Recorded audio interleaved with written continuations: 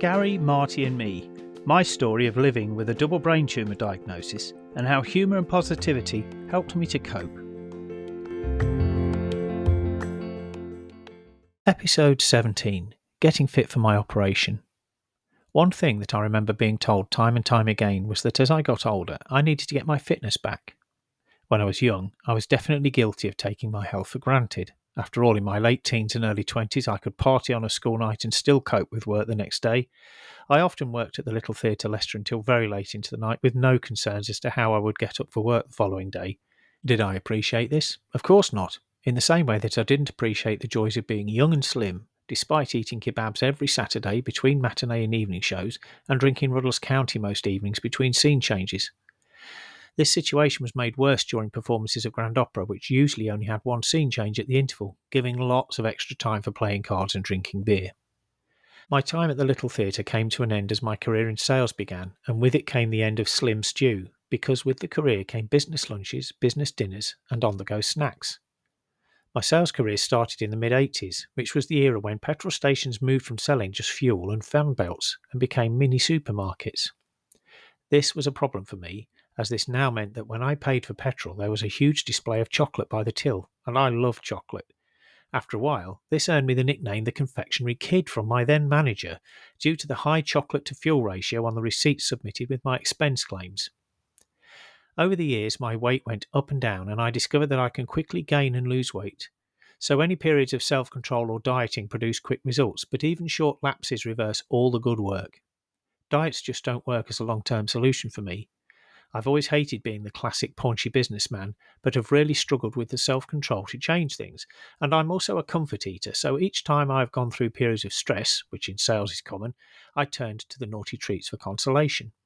I guess this is what leads to the stereotype of the businessman dropping dead from a heart attack on the squash court. I joined my last employer back in 2011, and that job came with private medical care which offered an annual health check. So in 2011, I found myself at the Bupa Health Clinic in Solihull, sitting in a tracksuit in the waiting room with a banana, feeling very righteous.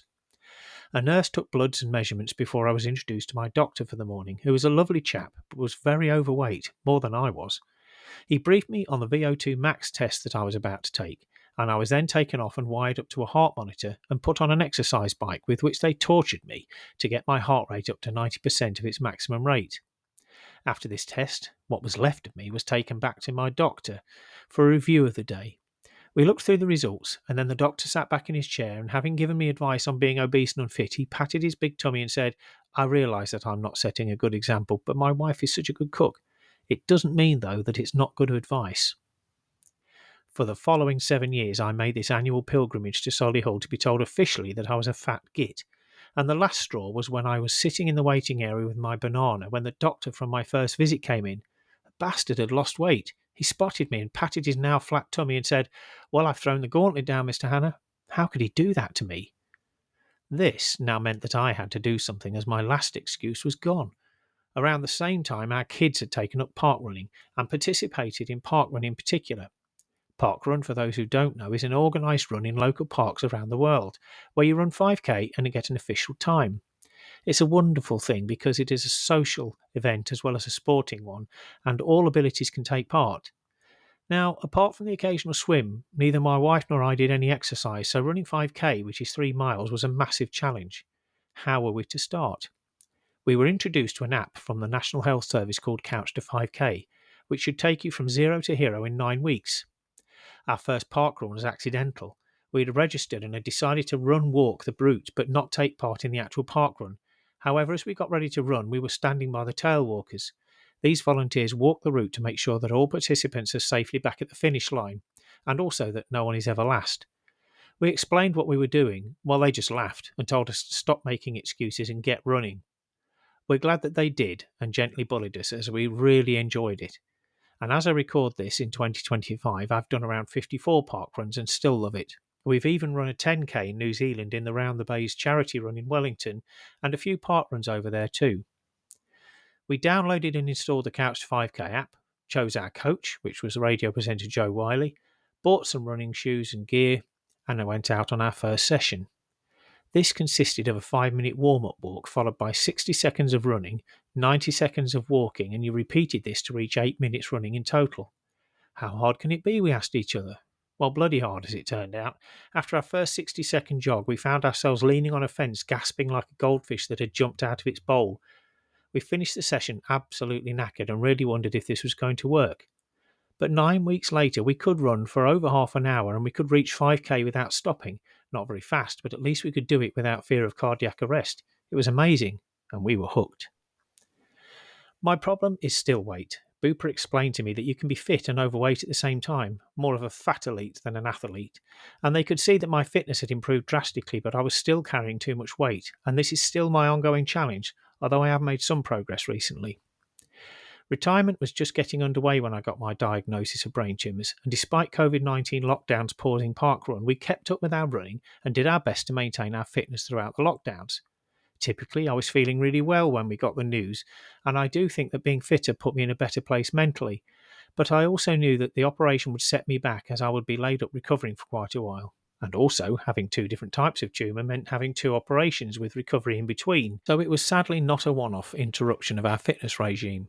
I was reassured to hear from both my neurosurgeons that the fact that I was keeping myself fit was going to help me to cope with the operation and the recovery afterwards. I've talked to fellow warriors on the Brain Tumour Charity Facebook groups about how different people with different symptoms manage their fitness.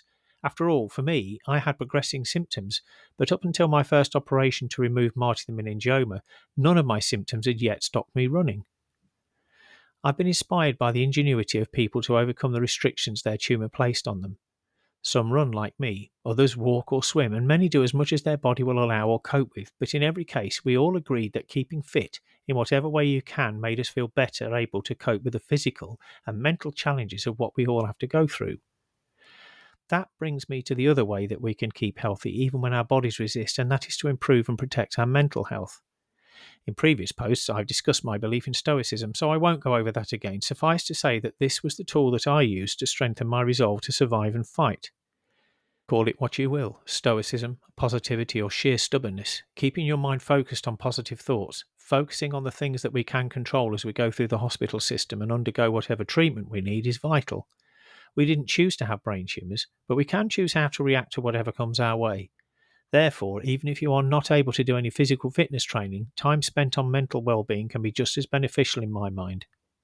In place of a gym, maybe look at taking up offers of counselling and look at this as the gym for your mind. One thing I believe after discussing the subject with other warriors is that we cannot afford to let negativity take hold, as this can undermine a positive outcome or even ruin any time we have left for those of us for who victory over our tumours is impossible. So if you are starting or already on your brain tumour journey but feel you are struggling to cope, try something, anything to get out and about in the fresh air and exercise in whatever way you can. Just put one foot in front of the other and go, walk, run, whatever you can manage.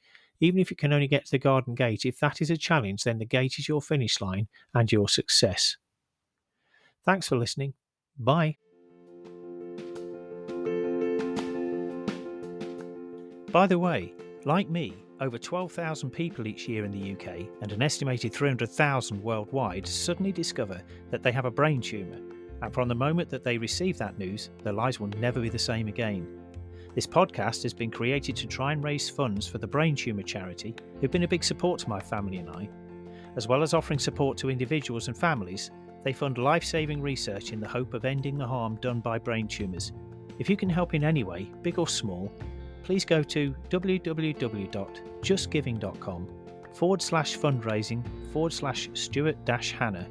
That's STUART-HANNAH and make a donation. Thanks.